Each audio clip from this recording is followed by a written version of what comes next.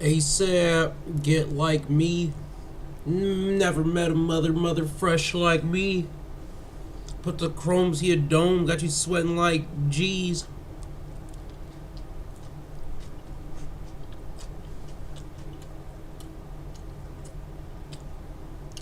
As you can tell by the title, this episode is a little different. It was very snowy today. What up, Ski?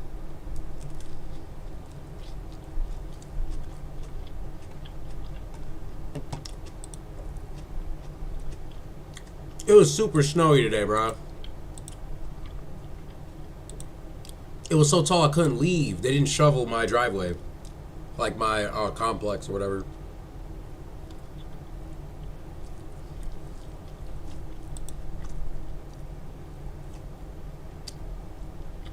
Very.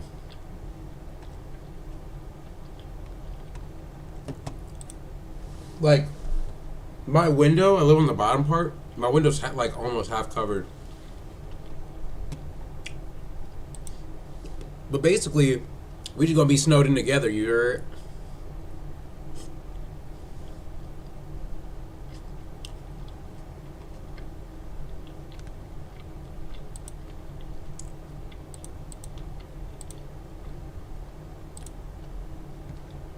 so far.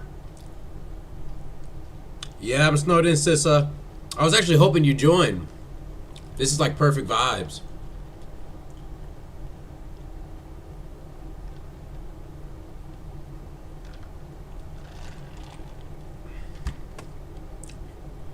All right, so first thing I want to acknowledge on my For You page, or whatever this is called, recommended page, Kai Sanat. We're going to have a little quick discussion about him real fast.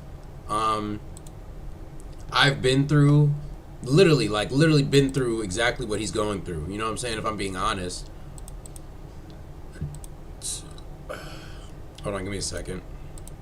I might change my filtration. Oh, that joint look crazy. There we go. I've been through what he been through. Like, I literally just got over being what he been through. So, like, I feel him. Why is my joint like this? Hold on. That's cool, but I just want this. I want this to be full. Like, what? Oh, the color key has opacity down.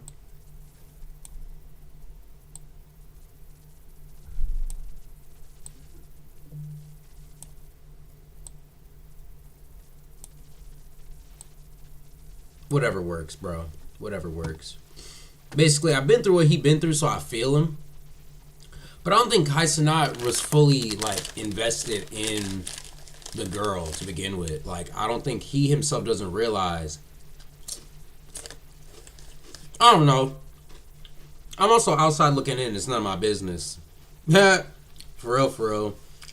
But to be honest, it's kind of messed up when relationships like that end, because it's like it was only a couple months and he was enjoying his time with his girl. That's all anybody ever wants to do. Like, I bet money, like I bet genuinely he would trade all the wealth, all that stuff to be broke with her again, because he probably genuinely loved her. He probably genuinely likes her. He probably genuinely want to be with her.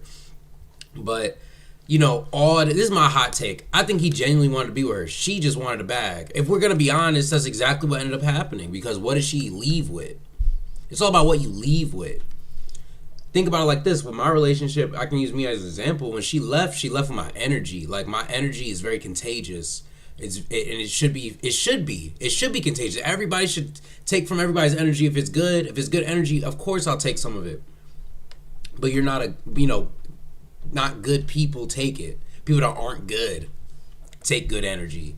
And then once they try to walk with the same walk I walk with, it don't really compute, because you're not that type of person. You know what I'm saying? It took me a while to realize it just wasn't supposed to be for real.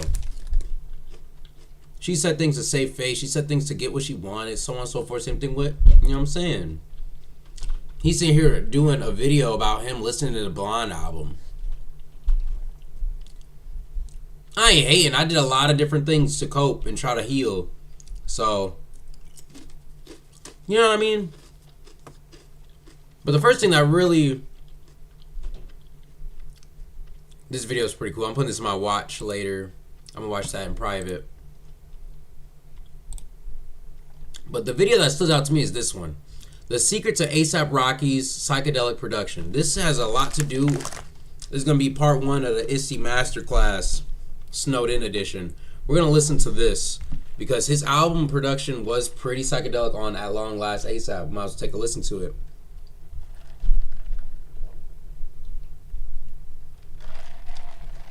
Music is definitely a great way to cope, but in private. He started releasing these videos of him, like, I think when it comes to healing and coping, you can heal out loud. It is okay to heal out loud, but he posted everything he's going through step by step. He just recently released them. Watching Kai Cenat react to Frank Ocean's album, or listened properly to his album, he's going through a lot. You can just tell he's going through a lot. And me, myself, have been through this. Have gone through this. Once everything's already said and done, because he's still healing. He's not really there yet, in my opinion. Once he's healed, once nothing like her, that girl doesn't matter anymore, he gets his next deal, his clothing brand's doing amazing. He's gonna look back on these videos and be like, man, what was I doing? I'm kind of not cringe, but just like I didn't need to expose this side of me almost. And I have that to this day. Like my whole album is literally like I shouldn't have done this sometimes. Like, yes, I should have done it because music is good and expressive. I do what I want. It's art. Maybe not as much detail. Maybe not, you know what I'm saying, as aggressive as I did. Looking back on it. Like, the best way is stoic. You go stoic. Nobody needs to see you listening to Frank Ocean's whole Blonde album. Right? Does that make sense? No one needs to watch you listen to it. Am I crazy for saying that? Like, keep it a bean. Either you had a good trip or you had a bad trip. I know nothing about dude, but yeah, sometimes it's better to do it alone or with a therapist for sure. It's a good idea for some people to shed light on mental health. He definitely did that. He definitely did that many times. Like, no one needs to watch an hour-long video of you reacting or listening properly to a Blonde album. I don't even know if Blonde album is about breakup. Maybe I haven't properly listened to it, but to each their own. Enjoy. It's an experience. I'm musically giving you LSD, visually, sonically, artistically. It's very rare.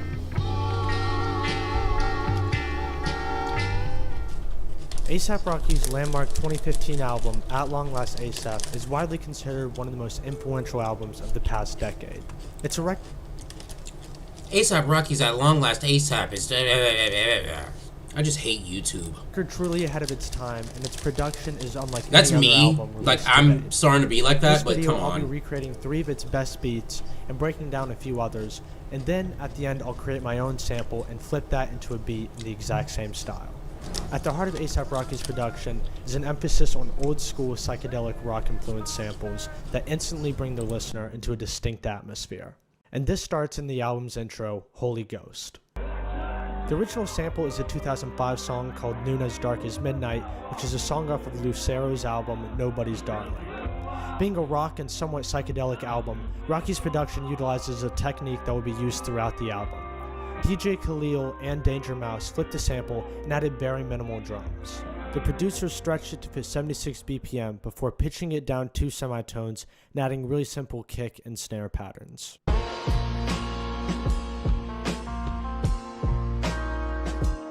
The cascading electric guitars, along with the heavy drums, instantly create a large landscape to introduce one of the key elements of the album: religion. Church instrumentation is prevalent throughout the album, especially organs on songs such as Every Day, as well as choirs and other vocal samples that are on songs such as Wavy Bone. On this song in particular, the producers simply pitched up the sample and increased the tempo, while adding a few more drums in between. This boundary of sampling versus producing would be pushed even further at the midpoint of the album, with the song Jukebox Joints. Che Pope and Kanye West are credited as the two producers on the song, but the entire beat is just two different samples that are time stretched and manipulated with no extra drums added on top. The sample is from a 1970s psychedelic rock group called Rosella. By itself, it is a haunting sample that features soulful vocals and guitars and vocals that alternate between G minor and A minor. The beat is truly as simple as speeding up a sample, but having a great ear for a sample is also a skill in itself.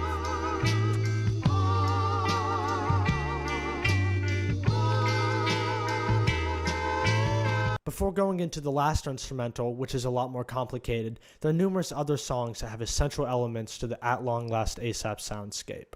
Songs such as LSD combine psych influences with older sounding boom bap drums. But then songs such as Pretty Lord Flacco are trap bangers, and songs such as Excuse Me are both upbeat while also having an element of a laid back feeling during the chorus. The underlying feeling of these songs, all the way from Max B and Wavy Bone to Farside and Better Things, which all seem to be on different ends of the spectrum, are their psych influences. Something about this album that is so true that he's pointing out is the fact that ASAP is, like, he doesn't make his beats. That's something I really... It pisses me off. Hold on, let me change my filter again. I really don't like this filter. I look crazy. There we go. Something that I really want to be, like, known... These rappers don't make their beats. They have a say in their beats, but they get approached with a sample. They get approached with X, Y, Z. It doesn't make sense to me.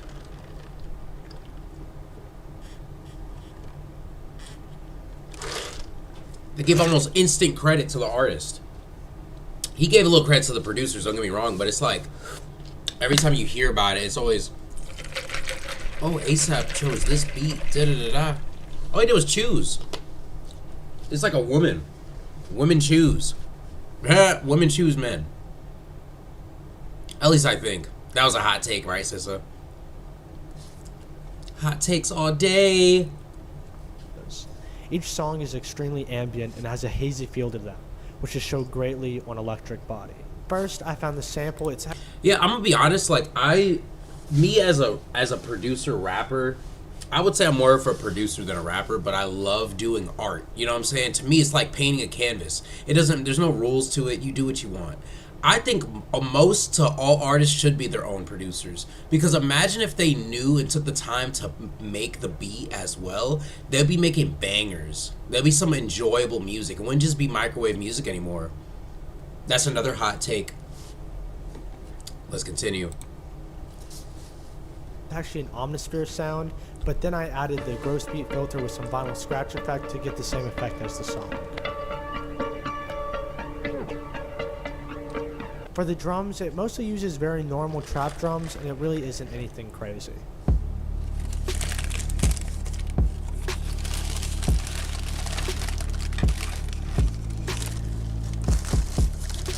I also got Subway.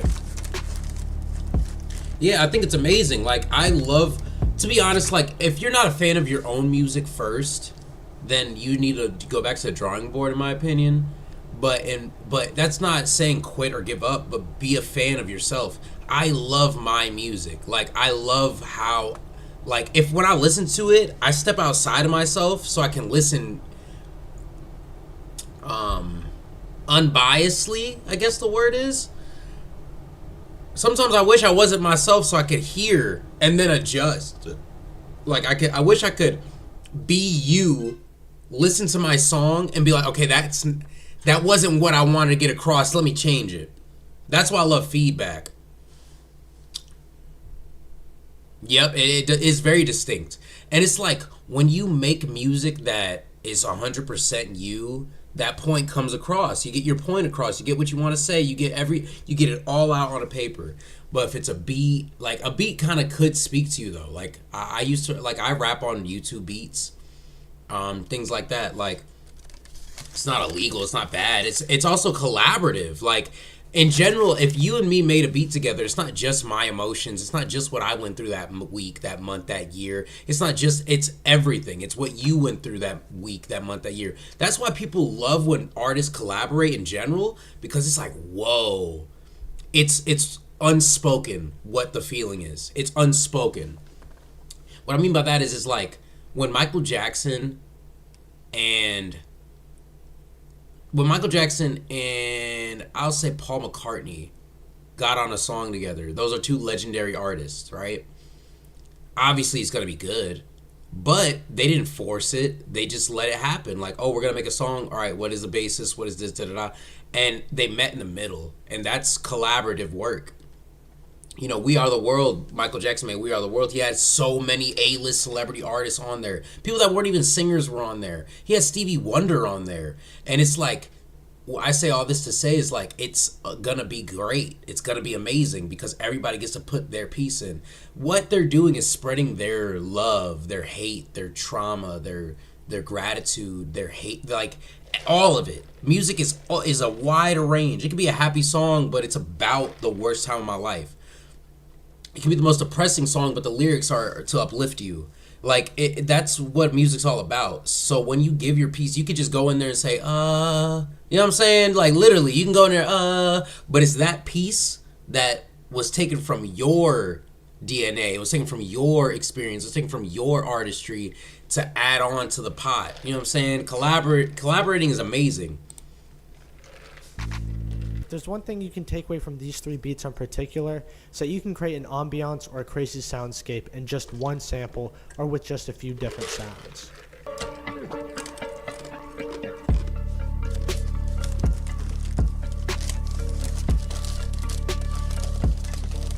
I'm muting so you don't hear me chew. And then for the outro, I wish I could break it down, but it's really just Joe Fox and A$AP Rocky's vocals, which I obviously can't recreate, but I will be using the same technique as Electric Body to get a very similar Bet, outro when this feel. video's over, I'm gonna react to that, sis, so I'll play it. So getting into my own beat, the 3 most important things to keep in mind to get this at long last A$AP sound are these 3. First, get a very psychedelic, old-sounding sample and make sure that it's very ambient. Second, use a mix of old school and also trap drums, but also keep it very minimal.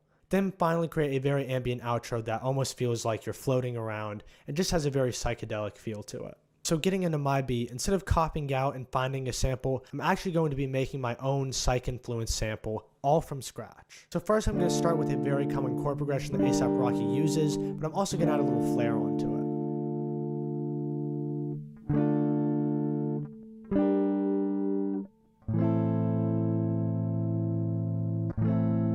Next, I freestyle just a few distorted guitar leads over top, but I didn't want to do anything too crazy. He was better off sampling. I'm not gonna say it's bad, but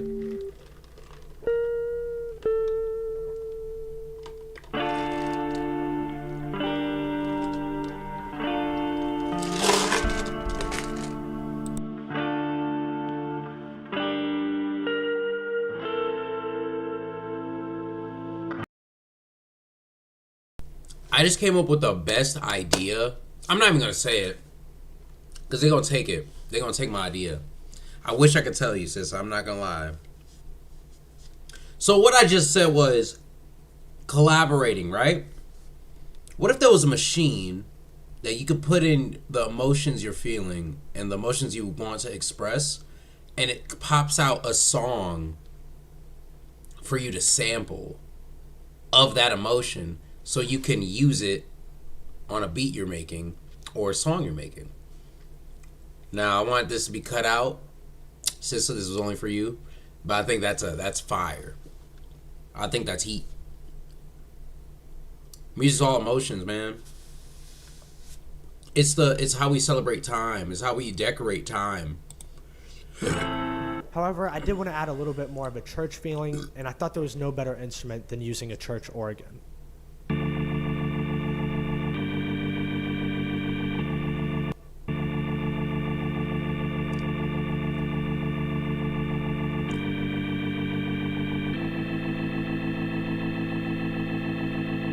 And for me, the most important thing when making a sample in this style is just not to think about it as a sample, but as if you're making an entire song. By thinking of it as a song, it frees you up to do some unique things that a lot of people don't do in samples typically, such as adding hard drums, which Rocky does in a bunch of the samples, which is what we saw on Jukebox Joints and Molly Ghost, which already have drum samples in.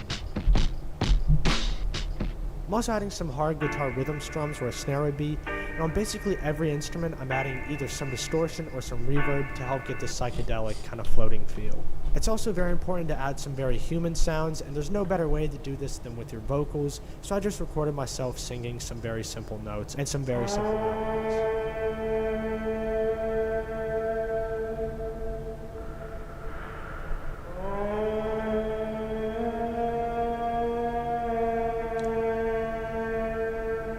This had some more humanness to the sample, which I then finished off with some saturation on the master channel, and also EQ'd out some of the low mids to make it less muddy.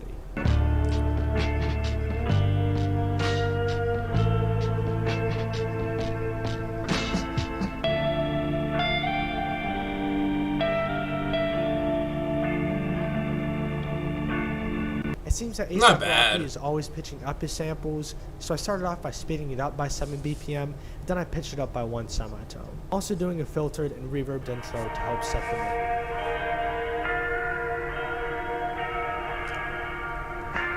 For the drums, I found a super punchy snare and also Yeah, I'm very gonna do hard-hitting, something with but that, still sister. acoustic I'm gonna sounding make an effective. app or something like that. It is freaking freezing, yo. Might get my coat. Dead serious. I then added some other acoustic sounding drums such as hi-hats and cymbals, while still maintaining a very simple, easy to rap on rhythm. Alright, I'm about to listen to that Then song. finally, I added a I feel like I got enough out of that. I'm about to listen to that song. I'm curious.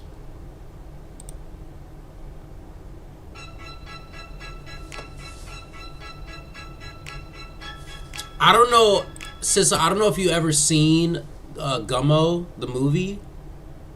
I think it's called Gummo.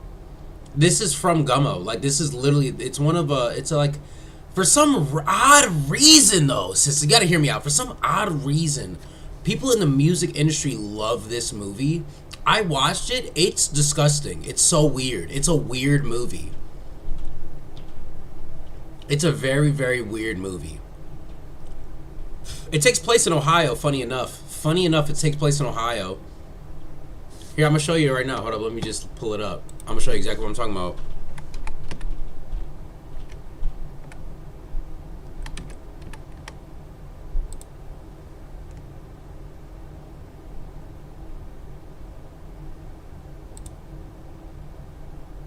Look, look, see?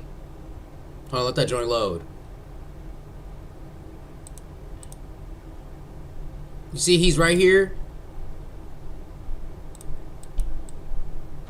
Spaghetti and milk. I get the reference instantly because I seen the movie.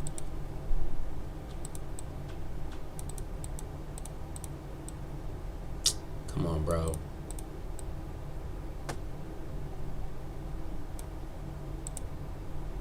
Same exact joint.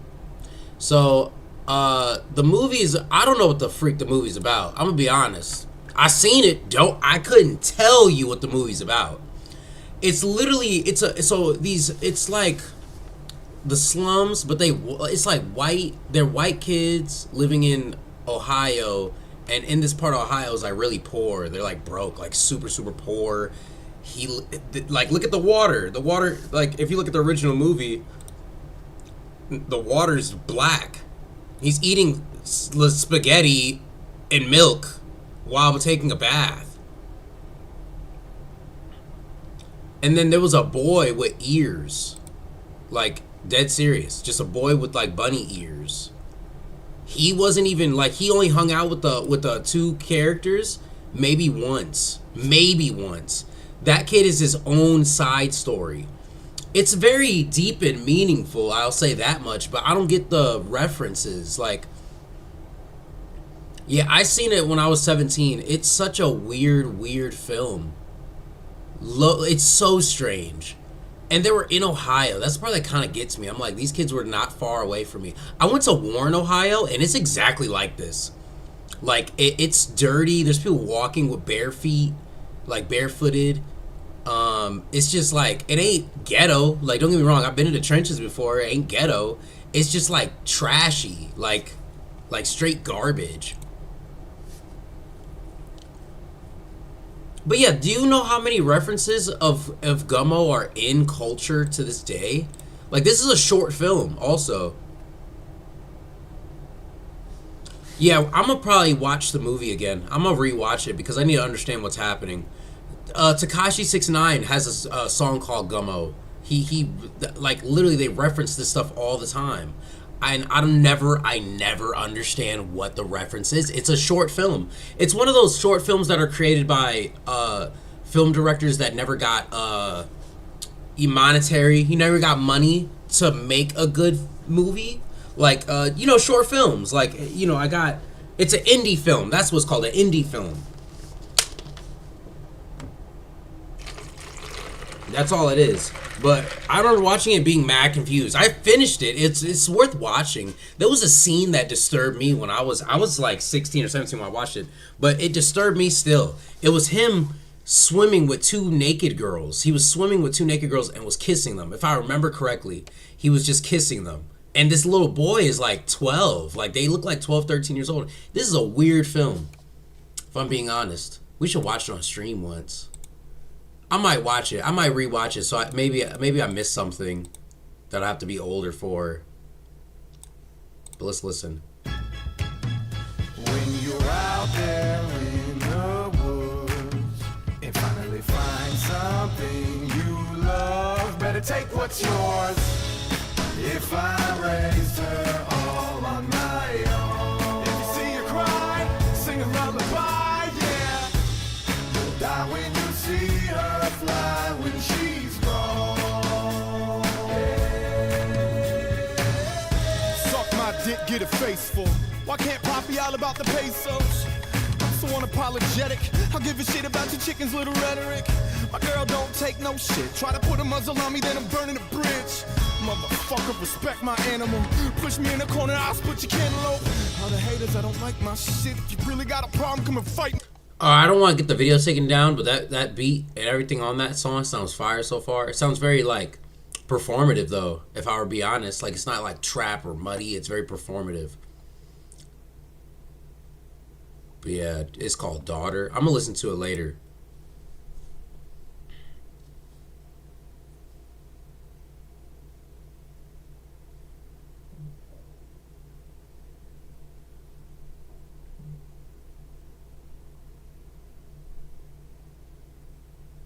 Let's watch this. Let's watch this overview.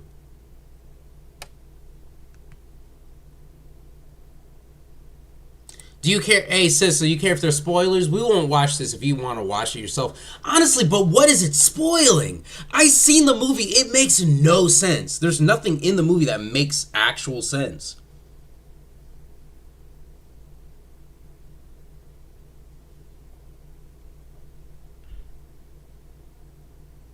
Like, I wish I could make it make sense.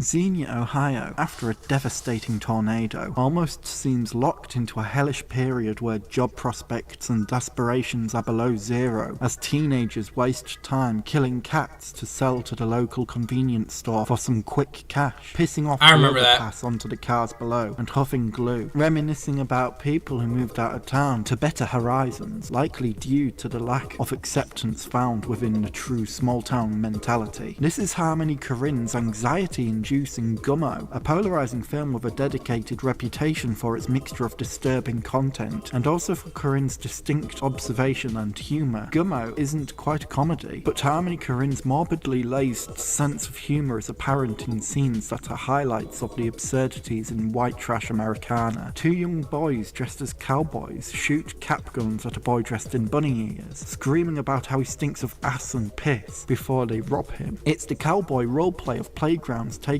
to its extreme, verging on abusive. A young teen kills cats by lacing tuna with glass to sell their carcasses for extra cash to support his dying grandmother. A contrast between the horrific action of animal cruelty with the action of selflessness in aiding his unwell grandmother. A bathtub filled with disgusting water becoming the place where dinner is served. There's an irony in washing oneself with such filthy water, and the grotesque dinner is just the icing of the disgusting, decaying cake. Gummo isn't a pretty film. Gummo is often vulgar and Disgusting, clearly aimed to dude. distress and offend viewers. In this manner, it is clearly effective. Gummo is often considered a disturbing film for a reason, not solely due to its scenes being gruesome in nature, but also because Gummo is like a sensory bombardment. Home video footage of young adults bragging about setting cats alight, eerie voiceovers detailing molestations, muggings and death, as well as the mixture of black metal, dark ambient and ironically used pop song classics on the film's soundtrack. Gummo aims to be overwhelming, and it succeeds, capturing a sense of moralistic decay within a poverty-stricken community, within a series of vignettes, and a loose narrative focusing on two young teenagers, Tumblr and Solomon, as they make money collecting dead cats. Gummo captures a world that feels extreme, yet believable. With a lack of opportunities for this community, they fulfill their time with anything that comes to mind, from the instant gratification of glue sniffing to the showcase of one's own supposed strength by drunkenly wrestling with a chair. While plenty of the actions portrayed within Gummo are horrendous, not everybody here is a bad person. Three sisters who lose their cat, peculiarly named Foot, stick together like glue and demonstrate a kindness towards each other, as well as a trust in the people around them. This unfortunately means they are taken advantage of, as a man offers to find their cat with them, but in actuality he attempts to sexually assault one of the sisters. While the characters in Gummo might not all be maliciously inclined, with self-serving ulterior motives, within the world of Gummo, those kind of characters are likely to become victims of disturbing fates. This is reinforced via the diagnosis of breast cancer for a young woman. During her time in a junkyard, making out with another teenager, he tells her she has a lump in her breast. Towards Gummo's conclusion, the worst is confirmed, the young woman providing an upsetting monologue regarding how the amputation of her breast will hurt her chances for love in the future. It's likely such an upsetting monologue because it voices a genuine concern for breast cancer survivors. Will future partners turn away? It's this sense of isolation and alienation that surviving an awful ordeal could create more distance between her and other people that makes this scene so challenging to watch. It's bitterly poignant and there is a lot of dark any glimmer of themes. hope found in Gummo is ready to be stomped on and murdered. The reason that any sense of light is destroyed in Gummo is that Corinne's film aims to capture decay in all its forms. The rotting carcasses of cats, the moralistic decay in the cruel and exploitative actions of characters within the film, the decay of thought when time is killed via aggressive fistfights dealt with a smile, or by drunken arm wrestling. Decay is everywhere in Gummo, and the fact that Gummo feels as disturbing and resonant as it does is because Gummo feels authentic. Those having grown up in small towns, having moved out, may know people who have never stepped foot outside of that town. There is a sense of believability in Gummo that is uncomfortable to confront, and yet the film is uncompromising, making us accept that if Gummo is authentic, then decay isn't just in Gummo, decay is everywhere. In conclusion, Harmony Korine's Gummo is a challenging experimental drama that captures an authentic sense of decay and hopelessness within a landscape that offers nothing in terms of opportunities or aspirations. Darkly comic at times, horrific at others. The testimony of a young woman suffering of sexual assault at the hands of her own father is chilling. There's something about Gummo that makes it impossible not to think of once having seen it, cementing Harmony Korine as an influential and cult figure within art house cinema.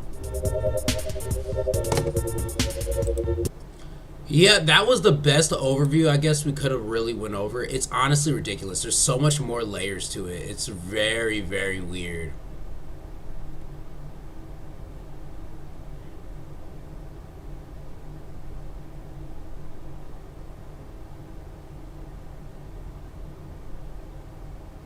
Literally, the spaghetti scene disgusts me in the best way possible. That I get it. Like, I get it.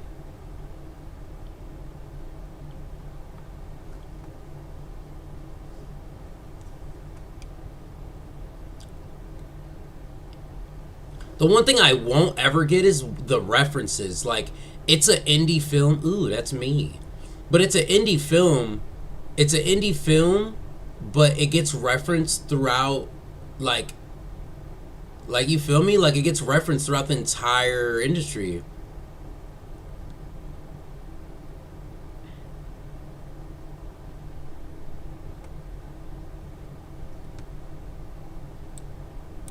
Oh, let's go. Let's see if they have it on YouTube. They should have the movie on YouTube. I wonder if I can watch it. It's the trailer. We can watch the trailer.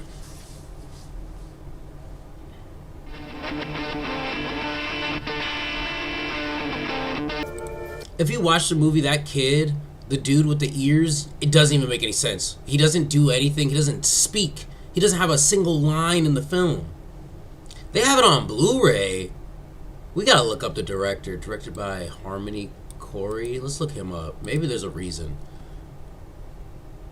Harmony Corey is an American filmmaker, actor, photographer, artist, and author. His methods feature an erratic, loose transparency aesthetic, exploring taboo themes.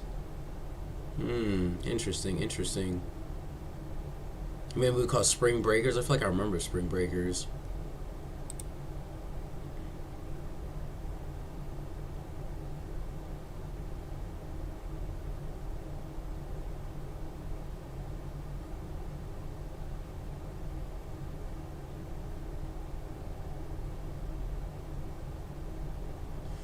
I don't know, for real. Like, I think we should watch it on stream.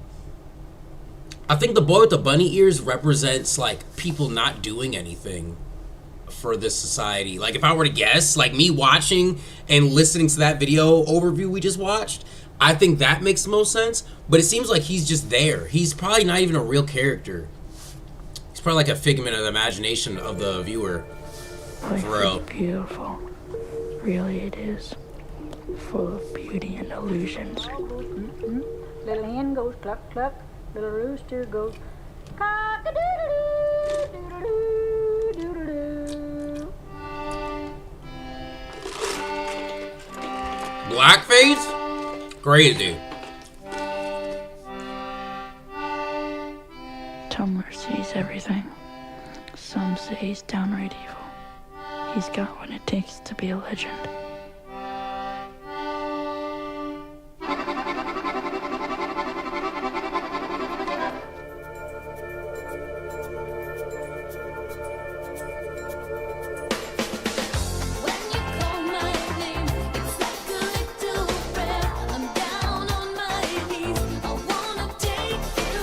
See? You seen the scene I was telling you about?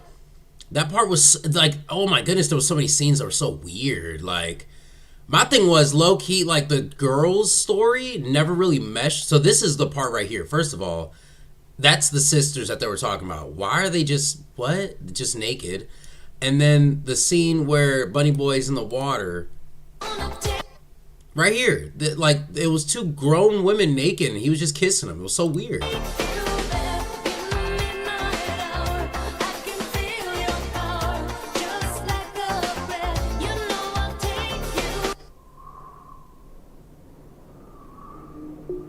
Life is great. Without it, you'd be dead.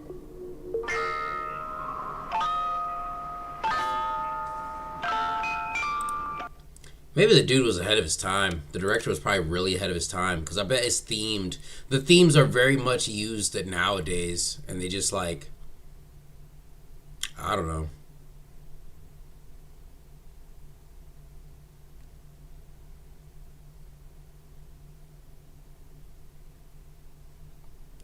I think I remember Kids. Yeah, that's what art is. Life's art too.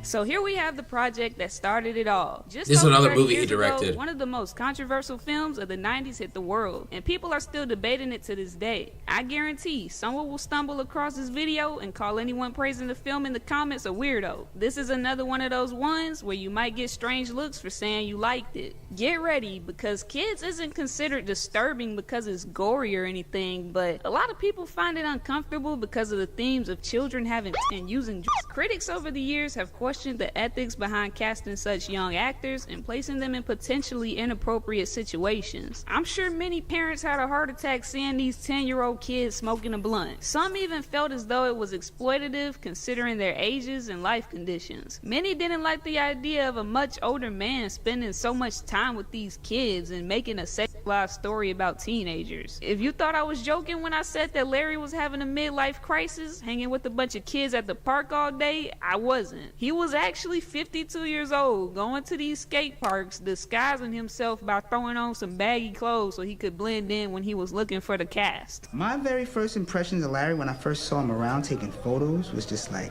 yo, who's like grandpa? Who this old dude? Like, coming to hang out with these young guys, and he's making himself look like them so they would accept Ah, it's art. Growing up, like, why does Okay, this that's guy wanna creepy hang out with AF. these kids? I always thought he was a little funny or something, you know what I mean? Because I always thought, you know, Larry, why does he want to take pictures of us? Bringing people to his apartment and buying them beer and, you know, weed and shit. I always thought it was funny. Another big part of the initial controversy was that this was filmed during the height of the AIDS epidemic. Many people were unwilling to accept the harsh reality that anyone having unprotected sex could be at risk of catching HIV, and placing children at the center of that conversation brought in some pitchforks. The realism of this movie was so convincing that it evidently became a thing where people thought it was a documentary and not a fictional work. To this day, there are still people who don't realize that these are just fictional stories, because I see comments like this fairly often. Kids was established photographer Larry Clark's first time directing a film, and Harmony Korrine's first time writing one after Larry approached him at Washington Square, a popular hangout spot for skaters, with the idea of creating a movie focused on teens who spread HIV over the course of a 24-hour period on a random summer day. He also wanted to weave in the skateboarding culture that surrounded the park into a story that would shock the world, creating something that would showcase the kind of things kids get up to when their parents aren't around, calling it a wake-up call to the world. Harmony felt that he had been approached with an opportunity that he had been waiting for his entire life, and finished the script when he was just 19 years old in 1992. This movie opened the door for Larry's catalog of films about reckless, out-of-control youth, and this would eventually lead to Harmony making his own strange and questionable movies, even one about dudes humping trash cans. At the time, no one involved in the making of this movie were really known, and if they were, it was local. You can spend years finding endless stories online from people who lived in the Lower East Side or that frequented places like Washington Square, the Brooklyn Banks, and Union Square about their time hanging out with some of the cast when they were younger. Kids was the career starting point for everyone involved in this movie. I'm about to say that actor should look familiar. Success, while others who weren't so lucky felt that they were left in the dark after the camera started rolling. Once the movie was released, the director, Larry, who had spent years hanging out with and studying these street kids so he could make the movie as authentic as possible, would go on to do some press conferences with Harmony, who many of the kids also looked at like a friend, but he would also fade away after getting his own movie deal. Larry sold all the photos he took of the cast throughout the years in an art gallery and went to go get the milk.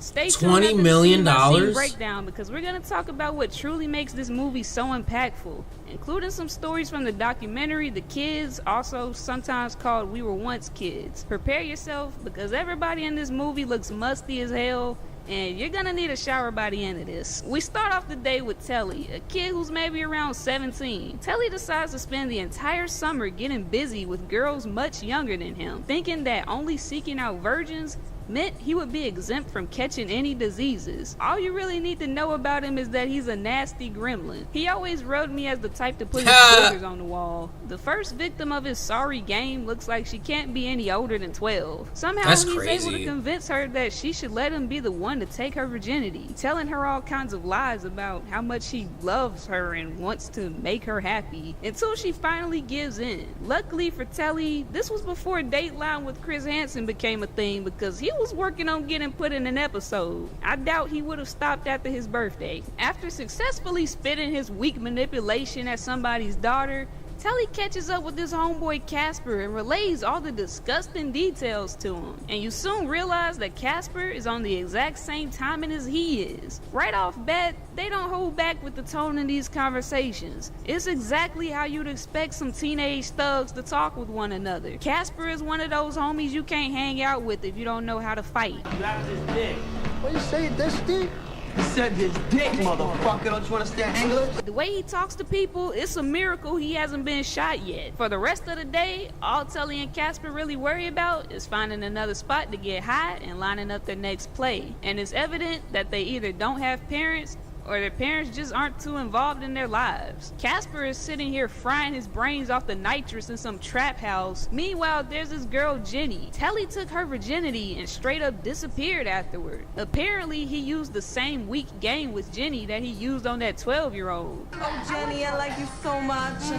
I promise. Because I like you. I promise. Stop the cap. Her friends sit around having this painfully long conversation about their past hookups, and at the same time, the guys are having this exact conversation on their end. And of course, both sides are saying some out-of-pocket stuff. Telly starts going off about how he hates using condoms, and then one of their boys jumps in talking about how AIDS is made up. They all laugh and hype each other up with this, if we die, at least it'll be for some coochie chant. You all wanna die anyway, fuck it, I'm gonna go out, fuck. Hell yeah, motherfucker! This girl Ruby starts talking about how she went to get a checkup at the clinic last week with her friend Jenny for some emotional support. This is a rabbit hole. They would both get their results back. Jenny went ahead and got checked too. Probably not all that worried about it, seeing that she'd only had sex one time with one person, Telly. Ruby, on the other hand, has a whole roster going on and can't really answer a lot of the questions clearly, saying things like, I'm not sure, when asked how many people she's done some not YouTube friendly things with. Despite Ruby having unprotected sex with multiple people, her results came back negative for HIV. Unfortunately, most people are never this lucky, Jenny being one of the less fortunate. Even though she only had one partner, that one time was enough. Sometimes that's all it takes. In 1995, unless you were Magic Johnson, HIV almost always advanced to AIDS and ended in death. And because of that, it was a race against time to warn Telly, so he wouldn't spread it to anyone else. We could also assume that the girl from the beginning now has it as well. These two dirty, greasy bastards finally leave the trap house and head back to Telly's spot to steal some money from his mom's dresser. Probably to go buy some more drugs or something before heading to the park. But on the way there, Telly says he's had his mind on a 13-year-old girl named Darcy, and now he's on a mission to find her. This journey back to Telly's spot would be the only humanizing scene these two really had, with Casper giving some change to a legless man, even though he clearly didn't have much to give himself. That dude's known. That dude is known in New York. Washington Square serves as a common meetup spot.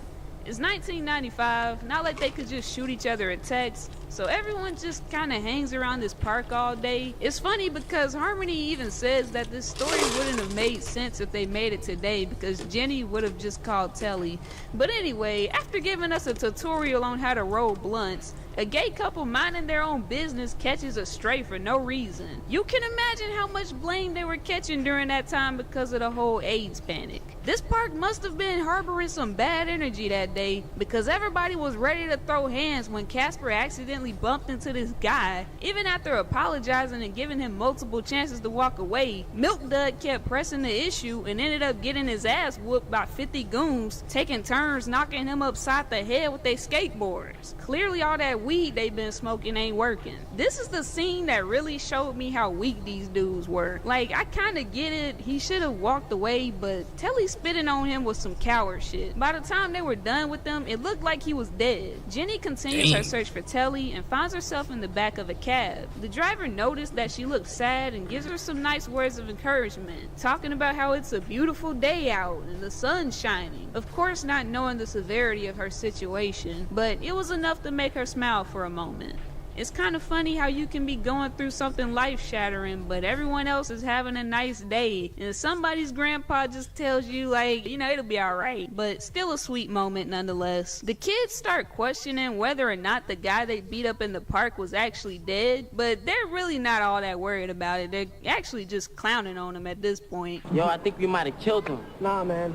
We didn't kill him because when we were through, he was all twitching.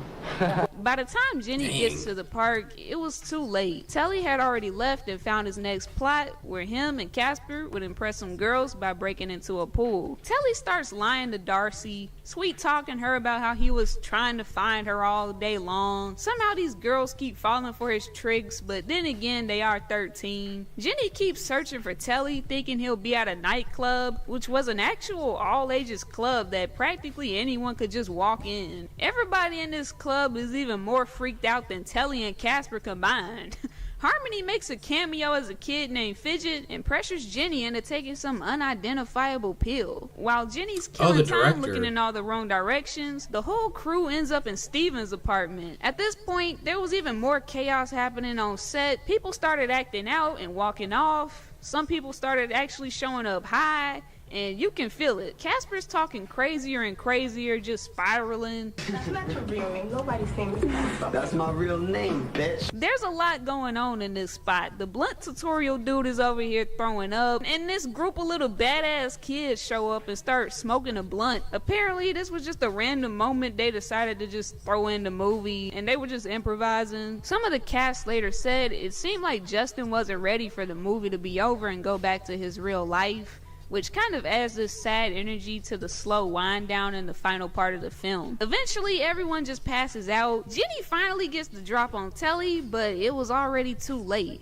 One of the saddest scenes for me is on the way there, when Jenny tries to soothe herself by repeating that she's not gonna die. But knowing the death rate of HIV, especially back then, you can't help but realize she's powerless to change her circumstances, and her death was likely inevitable. By the time she got to the apartment, Telly was already mid-act, delivering the same recycled script he used on every other girl, and unknowingly passes the virus to Darcy. That's the part that really messes with me. The fact that he didn't know he had it. Jenny had been searching for him the whole day, but by the time she finally reaches him, she's out of it from those pills she took earlier, and then she walks in on it actually happening. At that point, all she could do was just accept defeat and cry herself to sleep.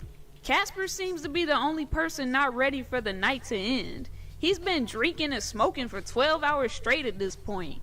How he hasn't fell out yet, I have no idea. Upon stumbling on a passed out Jenny, seeing that no one would be able to stop him as everyone else was likely out of it after a long day of binge partying, he would decide to force himself onto Jenny. Crazy. Something I want to point out about this part is that every time she kind of wake up out of her sleep, don't worry, it's me, Casper. Almost if to say, you know who I am, it's okay because we're friends. And there was really nothing she could do to fight back, especially after taking that pill at the club. There's a lot of guys like Casper waiting for a moment just like this. Someone you might think is your friend until he's not. That definitely would make experiencing something like that even more confusing to accept, knowing it was your own friend that took advantage of you, not just some stranger. Not only did he violate Jenny, but this sealed his own fate as well. Casper unknowingly gave himself HIV in the process. Talk about some immediate karma. The nihilism of kids really comes through most clearly in Telly's final narration. His entire worldview is reduced to his pursuit of fleeting pleasures. He admits that without sex, he has nothing else. Telly, Jenny, Darcy, and Casper are all left infected with HIV because of this self-destructive obsession with sex. They probably the movie had ends with like us knowing something wrong that with them these when they were kids have little. signed a death contract before they've even had a chance to begin. All because Telly and Casper made pleasure their only purpose. I think the quote that really stands out to me the most about this entire movie, though, is when Telly said, "When you're young, not much matters. When you find something that you care about, that's all you've got." I mean, he found something that he loved and he died in it. Well, maybe not really, because we all saw what happened in Bully. This nigga is in jail. He survived it. The next morning, Casper's reaction when he wakes up from his drug binge perfectly sums up how most people probably felt when they finished watching this movie. Jesus Christ, what happened? The wildest part, that moment wasn't even scripted. It really shows how crazy being on set must have been.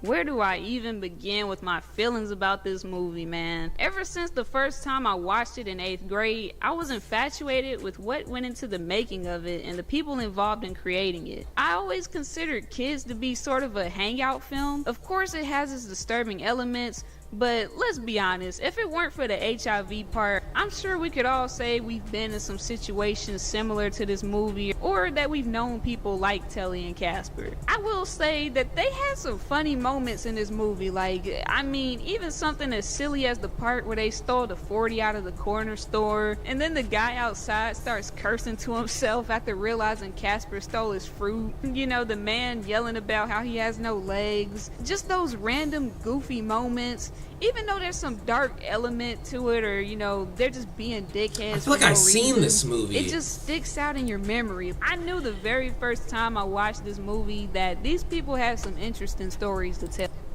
In $20 million, you have to keep in mind that most of these actors were young and either from the projects or halfway homeless. Not knowing any better, they would sign some papers and take the $1,000 given to them for participating in the film, which might have been fine for the people who only had one line, but in my opinion, that's pretty scummy for everyone else. While the cast did start to gain some attention from fans while out on the streets, there was unfortunately not many real opportunities for someone like Harold Hunter, who was already a pro skateboarder at the time, but still lived in the projects and wanted to further his career into acting. There was no publicists and no interviews to promote their stories, and no one really knew what to do once the movie was released. Some of them started picking up on heavier drugs and stayed living in those same old project buildings, even after being a part of one of the most culturally impactful independent films that we know today. Justin Pierce, who played Casper, who you might recognize as Roach from Next Friday, was just getting started with his career. And since there's no autobiography for you to read on him or extensive interviews, a lot of information out there about him has been inaccurately presented over the years, but it's largely understood that he had a rough start.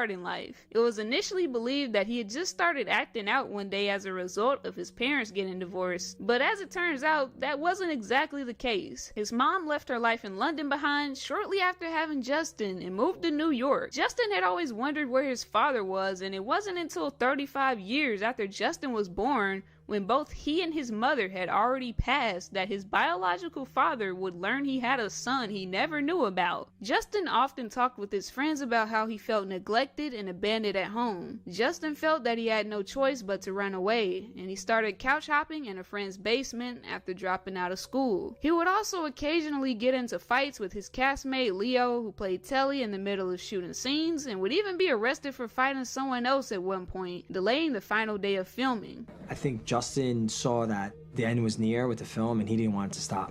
He got arrested. I think that was his way of saying, like, I don't want this thing to stop. When you're a 14-year-old, 15-year-old boy, you never even knew your biological dad. Mom remarries, you don't connect with him because he's abusive. But all that aside, he definitely would have gone on to do some great things. Towards the end, he was getting better roles, and a lot of people really liked him in Next Friday. Justin was a big piece that kept this whole movie alive, and to this day, people still talk about him. He always seemed like a fascinating person who people were eager to know more about. Unlike the character he plays, if you watch the documentary, you'd find out that in reality, these kids treated each other like family. Some of Justin's friends even declined to participate in the film, feeling that its sexual themes and some of the brash dialogue didn't accurately reflect the nature of their real-life relationships. In the movie, Casper comes off arrogant, swiping fruit off a street vendor right after disrespecting a store owner. But most of the time, they didn't even have enough money to eat, so stealing food turned into a community thing, a way to share a meal and keep themselves occupied when there wasn't much else to do. Even people like Hamilton, who played only a minor role in the film, being the guy rolling the blunt at the park, or even some of the girls that played supporting friends for Jenny and Ruby, they were all close to and had a similar story to Justin. Just some runaway project kids out on the street all day to keep their minds off of things back at home, who happened to come across Larry one way or another out on the streets or at the Washington Square.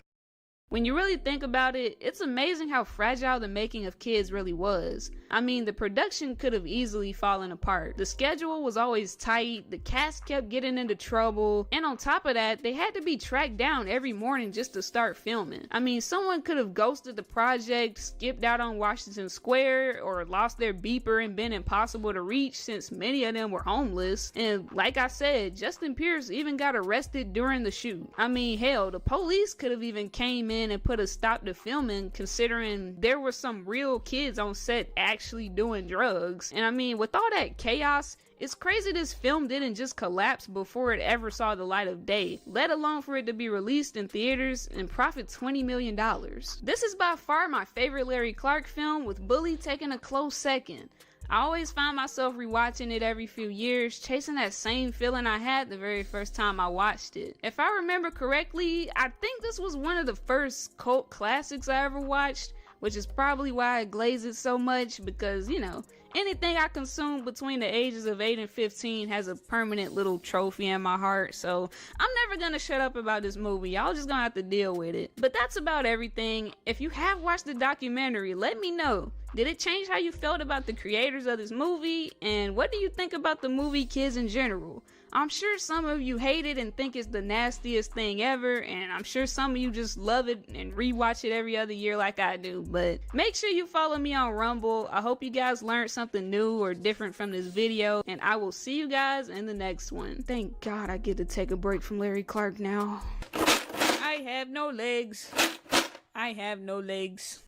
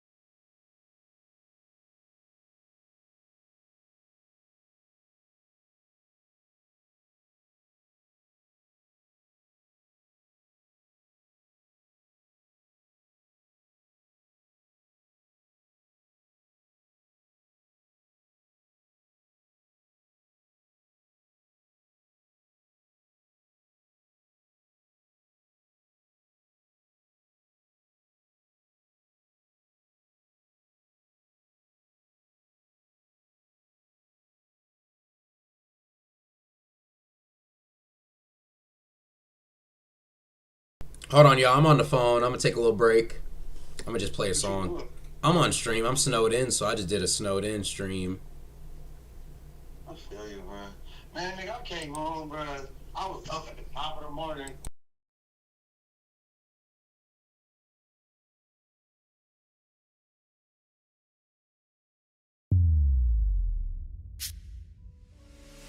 YouTube, what's going on with y'all, man? Welcome back to a brand new video on the channel. Hope you're doing good today. In my previous video, I showed y'all how to make dark beats in 2026, my tips and tricks, methods and techniques, and my approach to making dark beats in 2026, and y'all really seem to like that video. I also received a few comments under that video of y'all asking me to make a similar video where I show y'all how to make melodic beats in 2026. So the same things that I covered in my previous video, tips and tricks and all that, but for melodic beats now. So that's what we're doing today, man. If y'all got any future video suggestions for my next video, make sure to drop a comment. Let's do it, man. Let's go expand for the first sound. I'm just trying to get like a little foundation going, as I do with most of my samples when I make melodic samples. I like to start out with a foundation, a pad, some keys, a piano, electric piano. Right now I got expand pulled up. And a quick tip for expand, I know a lot of people like to select their presets in this menu right here, but you can actually select the core presets in this menu right here. These are all like presets without layers on them, so it's just one sound, right? Could inspire you a bit differently compared to selecting them in this browser right here.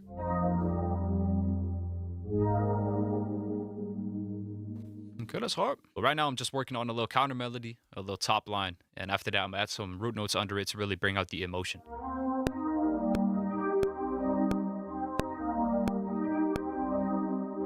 Something like that. Let's just repeat that Let's see what we can do if we render this out. I like this approach of rendering stuff out since it gives you a different, like, approach, I guess, to process the sounds, flip the sounds, maybe sample yourself, just like this method right here. That's what I mean, bro. See how that sounds if we would pitch this up an octave. That works too.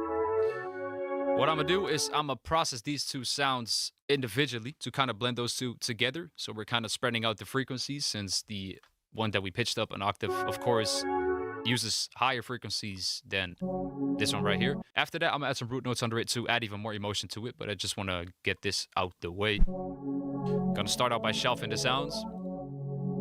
It's just cutting out some frequencies that I don't want to keep. Add some shaper box on that. Top line. It's fire. Add some crunch to it with Decapitator.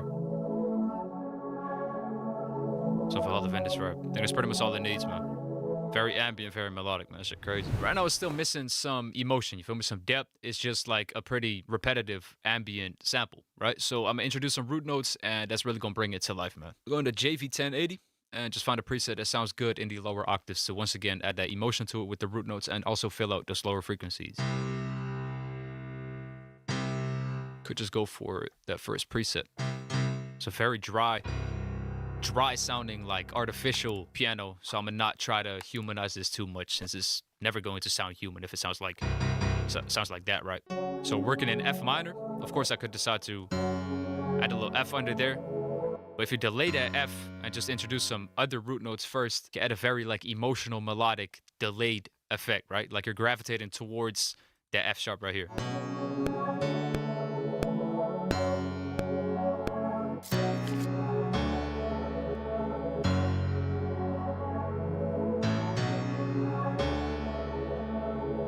I like that way more, but that's hard, bro. That's crazy.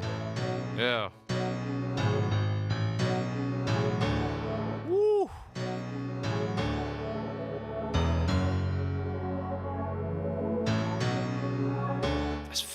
Bro, like don't be scared to go back at patterns that you already added. You feel me? Like you can always change shit, bro. Like no rules to this music shit. Let's add some life to that piano though, because it sounded really mono and very dry right now. Bring some of that presence. Hope y'all get what I mean with that emotion. You feel me? Like those root notes can really go 1,000 different ways. Fire. I feel like this needs some strings to really bring out those chords. Let's go for SRX strings for the strings. I'm gonna just start it with the first preset and lay the chords down. After that, we can change the preset, right?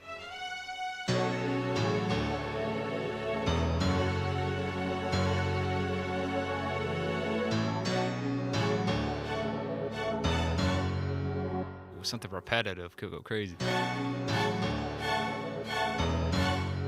Preset fire, man. Add some EQ into it, some delay, and some reverb. Woo! Added the third step delay, bro. That shit bouncing around, but that shit crazy. Let it breathe right here. I'm gonna bring the chords out once more. I'm already arranging the sample, as y'all can see. Let's go with SRX strings again, man. Let's get these root notes. Maybe layer those root notes. Hey. Can never add enough layers, man. Just some EQing. Like that, and some reverb to blend it in.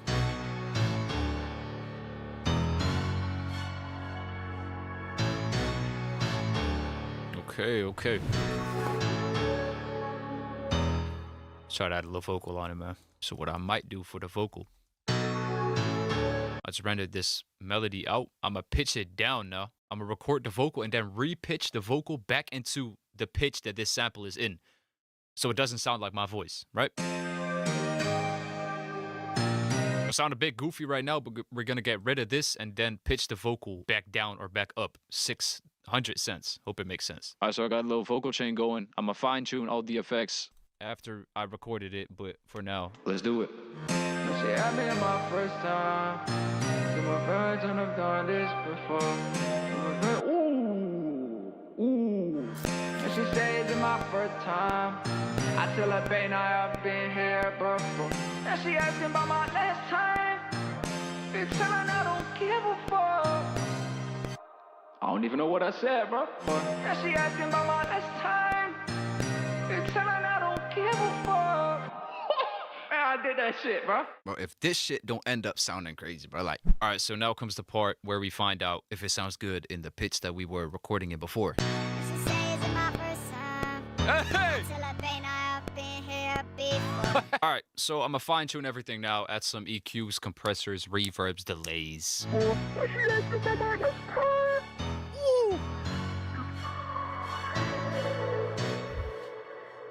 Oh.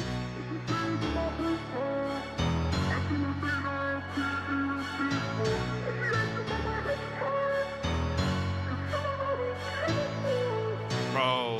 Y'all can take a look at the effects. I just destroyed the vocal, bro. This shit. Shit all over the place, bro.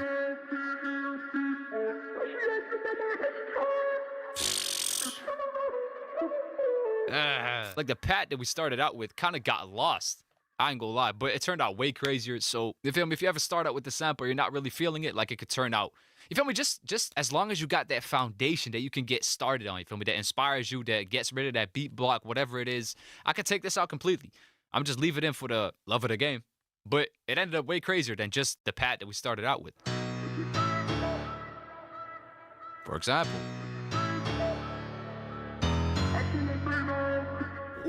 That's only right, man. That's only right. A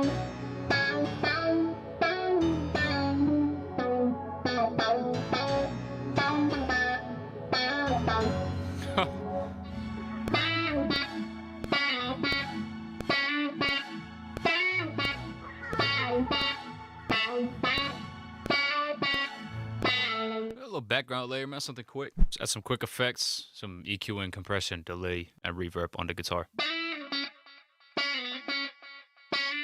Feel me? And of course, man, every single drum sound that I'm going to be using in today's video came from Durkee.shop, man. Every single drum sound that I use in every single one of my beats, every single one of my videos, available. First link down in the description on Durkee.shop. I'm still doing a 26% discount all January on all products, man. So be quick. Use code 20202026 for 26% off. First link down in the description. These kits are being used by industry producers, billboard producers, and me, myself, in every single one of my videos. Evercent drum kit, Make Believe collection, bro. Just look at the hi-hats, bro. Like, the hi-hats looking at me. Rookie season drum kit. I can't even explain how it feels to have, like, these 3 kits in my hands right now, bro. That's crazy. A freaky 808, man. Hey, y'all can't blame me. I haven't used the touch snare in, like, 4 videos. Come on, man. Get a little bounce going with the 808 and the snare.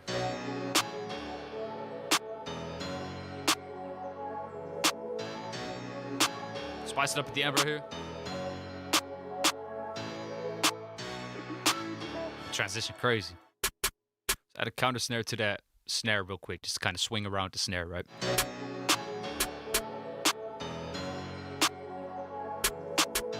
Ooh. It's fire. Little something. Okay. I've been using this open hat a lot. Just get a little percussion going after we, or before we add the 808, I mean. I like to add stutters and open hats as well. If you click cut itself right here, and add a silent note, it cuts out, you feel me? You can create unique bounces with that. That shit got some bounce to it, bro. Hey.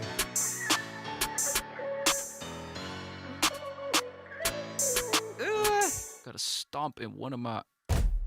Yeah, let's use this.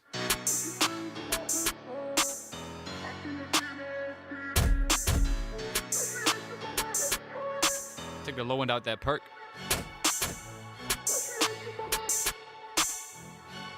Bounce crazy though. Alright, go into the piano, copy the root notes, lay down a little 808 pattern.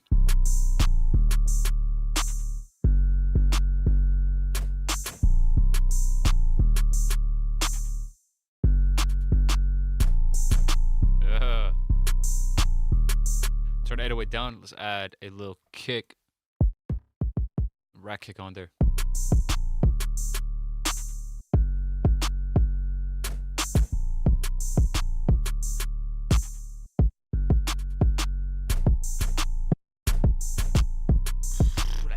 crazy, bro. The drums already sound done without a hi-hat being there, so I'm just add a quick little hi-hat.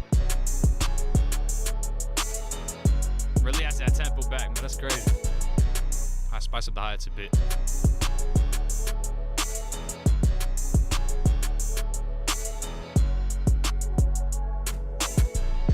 Swinging around the drums.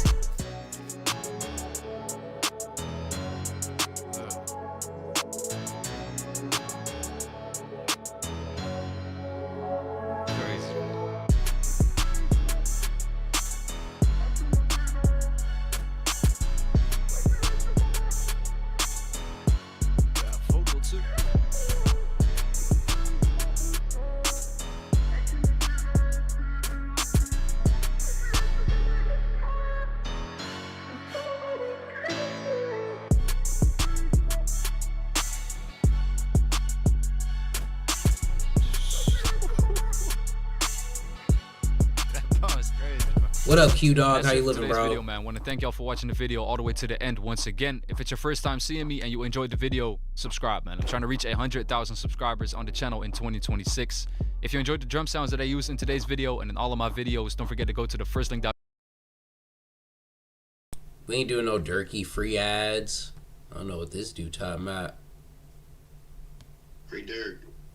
Nah, not that Durkee. The producer Durkee. I was just looking at a video. I'm on the phone with Lil Will right now, Q Dog.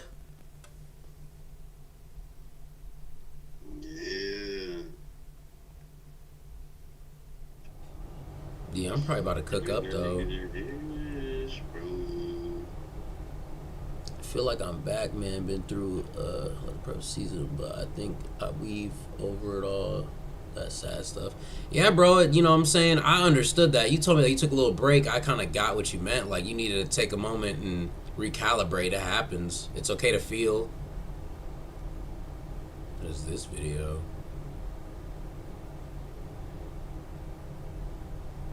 Q Dog said was good. What's good, my boy? My boy. Yeah, Q, I was whenever you finish with the with that beat I sent, bro, send it back, man. We ready. I ain't rushing though. Take your time. I bet it's gonna be something better because you went through what you went through and you were able to accept it. You know what I'm saying? You were able to grow.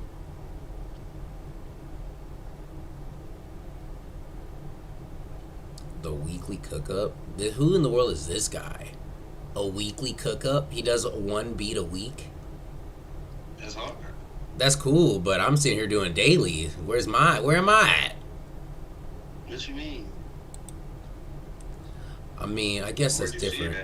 It's just on my suggested. He dropping. Why is Lil Tony dropping 2 music videos? Like he dropping 2 alternate. That's kind of dope though, to be honest. Like it's like one video and then an alternate video. That's kind of tough. It's a little different.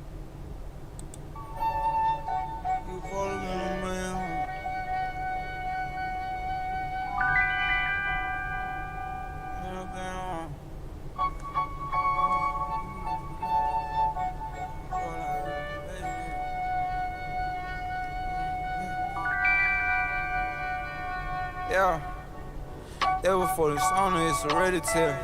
Tone the blow like before we die, we gon' be legendary.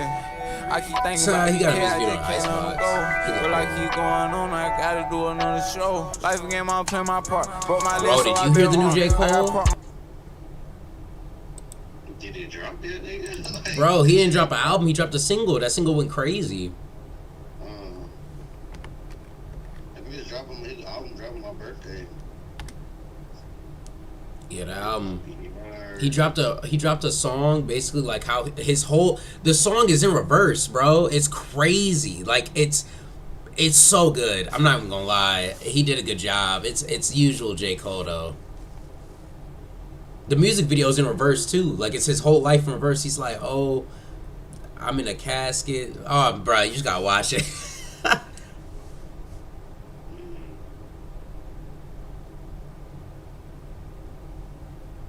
Yeah, Nas did a song. Yep, I remember Nas' song where he did that. My mom showed me that when I was little. I remember that.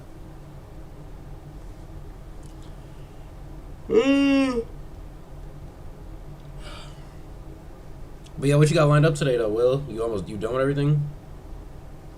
No, I ain't doing shit. You wanna get on a game in a little bit after I'm done cooking up? Cause you gonna play, bro? I'll play. I'll get on the game, but also like if there's anything else you wanna do, we can record or something. Bro, I got my son. I ain't going nowhere, bro. Then yeah, we get on the game then. Nigga, you always do that, bro. You don't be listening, bro. I swear. I mean, okay. So son or no son, we can still do something. That's why I asked. No, but every time you ask me shit like that, and I'll be answering you, and then you be like, nigga, you don't be listening every time I say I got my kids. What's happening? I will be adopted. You want to be adopted? Oh, I thought he said I want to be adopted. I'm like, what? Be a doctor. You gonna be a good doctor? My boy got the Spider-Man rollie on. He got the Spider-Man. He got the Spider-Man Richie Millie. Yeah, I be doctor.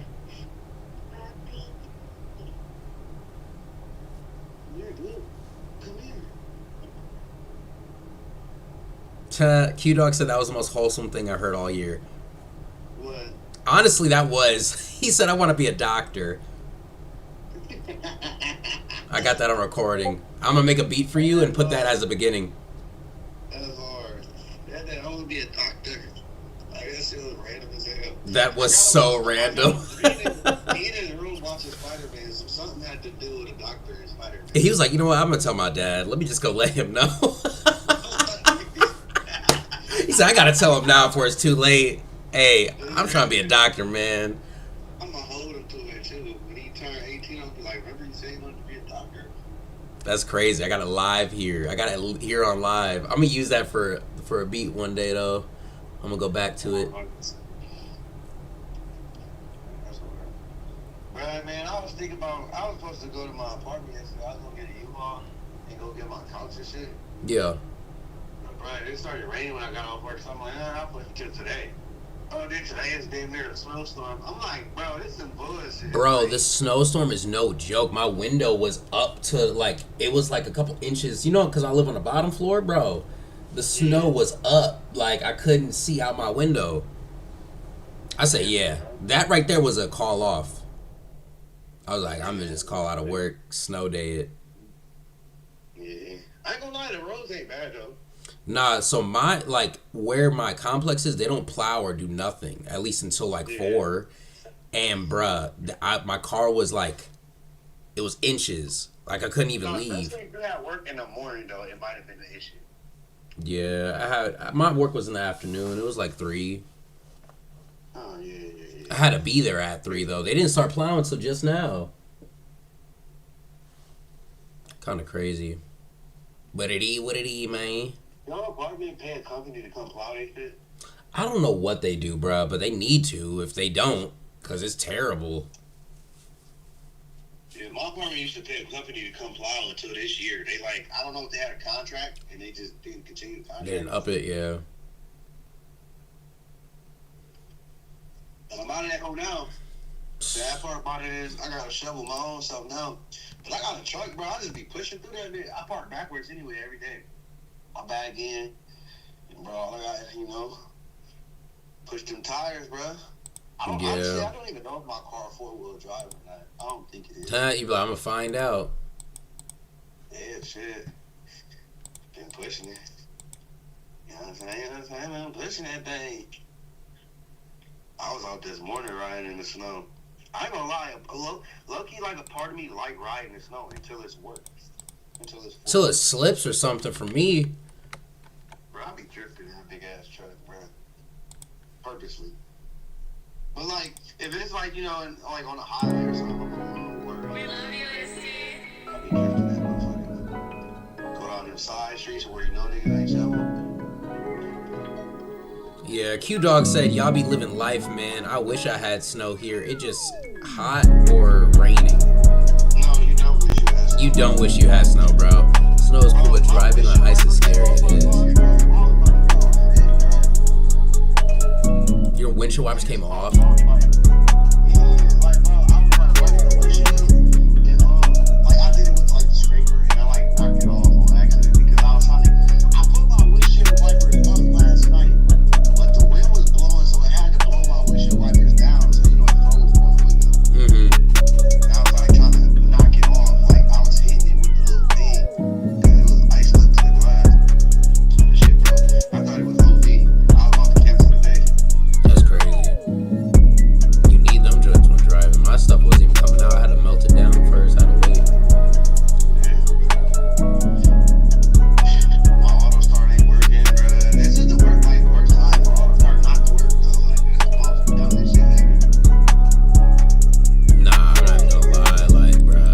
Yesterday is when it started. It started like yesterday, out of nowhere. It was only rainy. It was so nice outside, but only rain. Then next thing you know, it started snowing light. I'm like, okay, this is not looking good. Then gave it a couple hours. OV. I ain't even gonna lie, I was gone all day in that shit too. I left last night at like 7. Went to my little swoop house. I left her house at like 1 in the morning, bro, and I was like, what the fuck? Yeah, bro.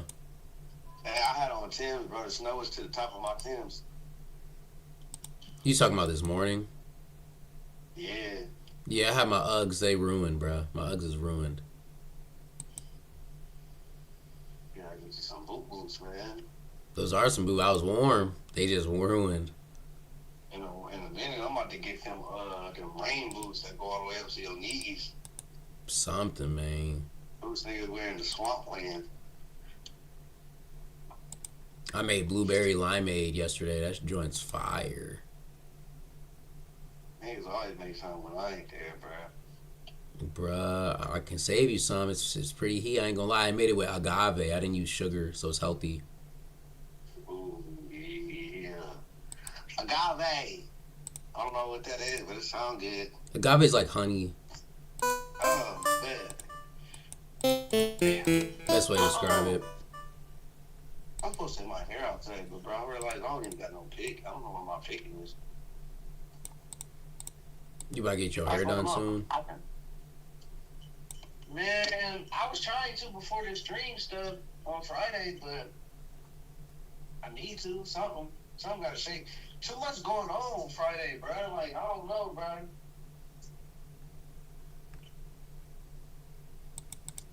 Yeah, hit up Maya. See if she's still down to do that, bro.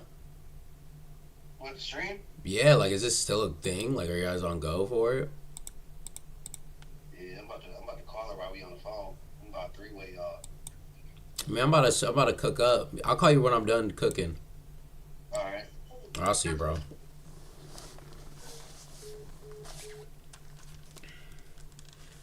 Yo, now I can lock in.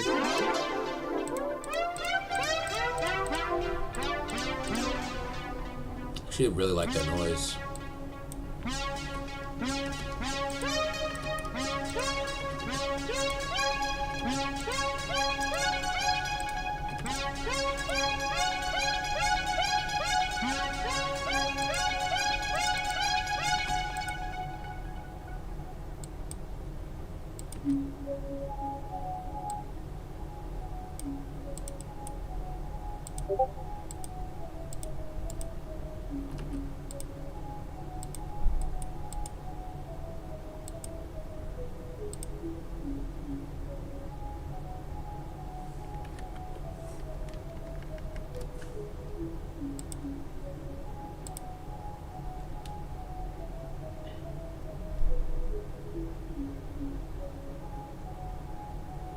Type.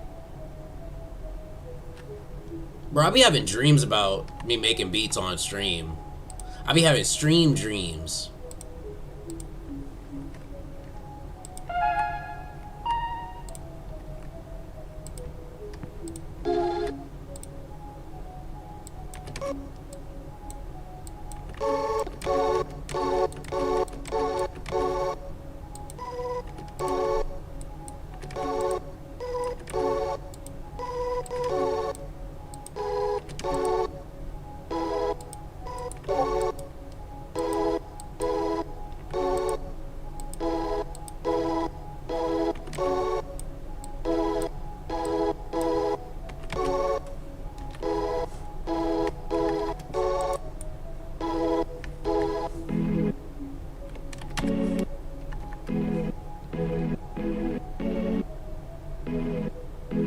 Ah, that's what's up, sisso.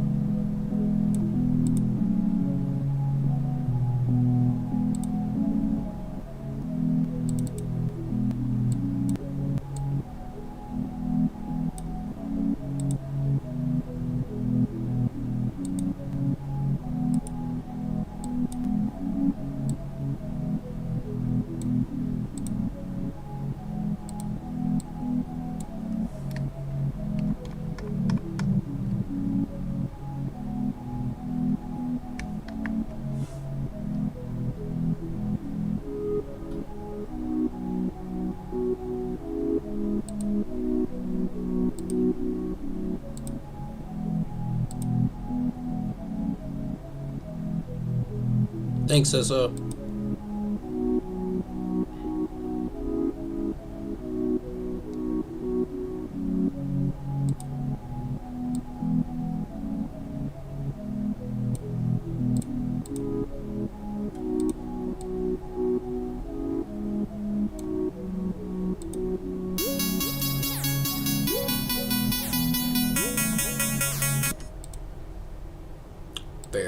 Bear with me. That joint sounds terrible, but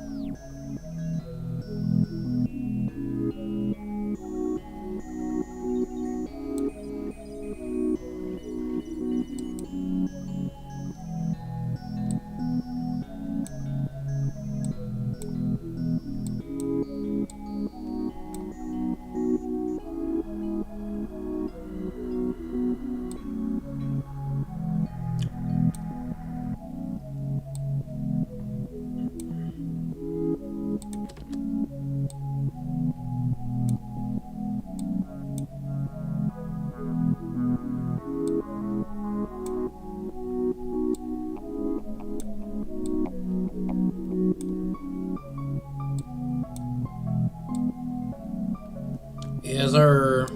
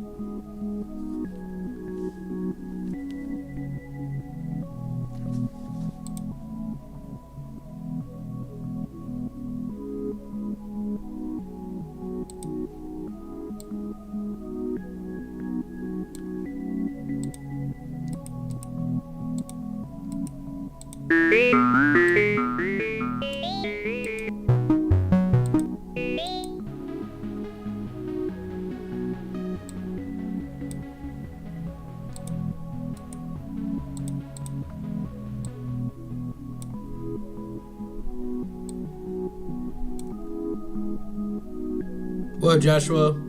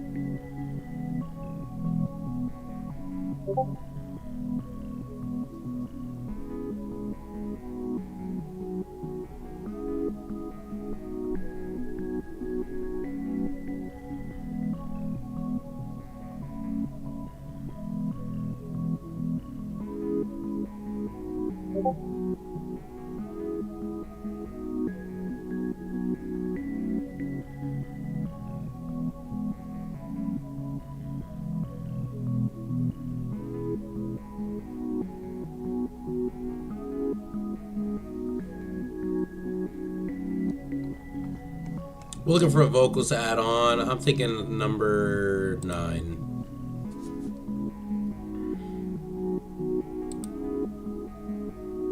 Tell me like I don't know. Let me in, let me in. We're so.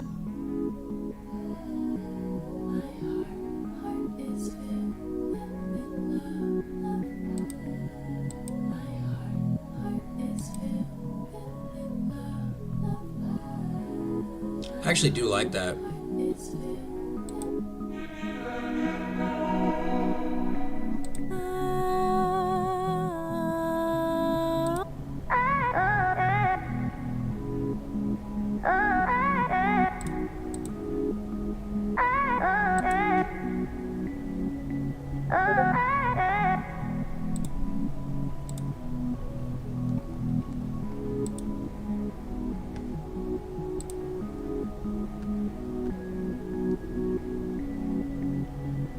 That's what's up, Joshua.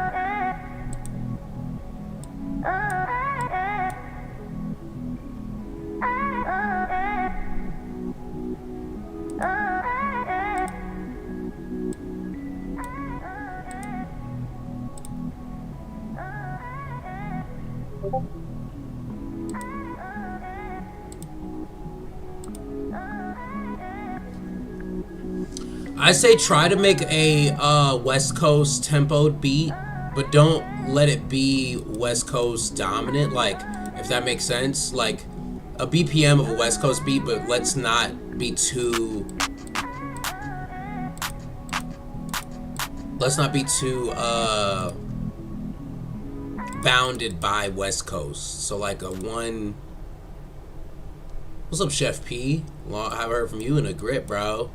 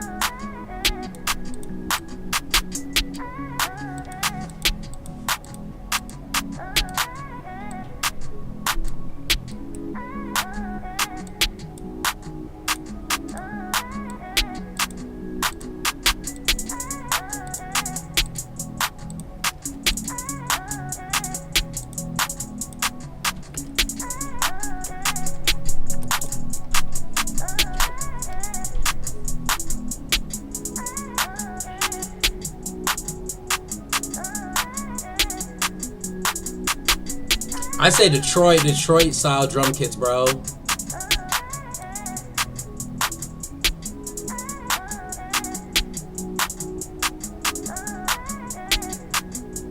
That Dairy show is good, I heard. I didn't get to finish it. The only show that I've been watching lately is on Stars. It's The Force with Tommy Egan, like the Power universe. I love Power. I just finished the new season of that. Actually, a new episode should come out today.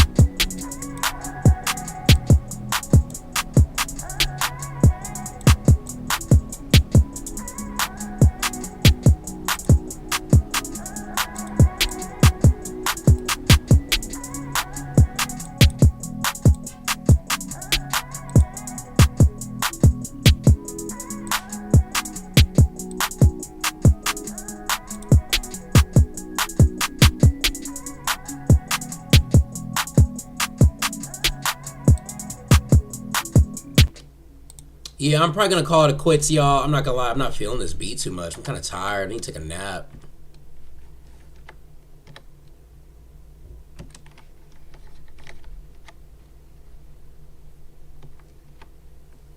We on day 280 though. It's streaming, bro. Feel how you feel. Tell me how you feel. I think that's the 22nd beat of the year. No, 23rd beat of the year. So tell me how you feel. How you feel.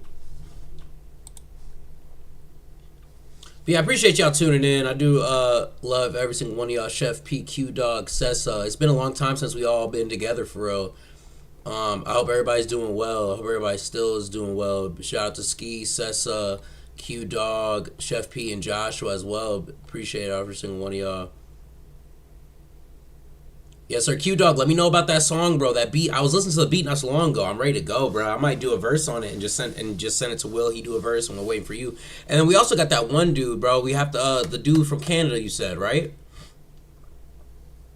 We gotta get popping.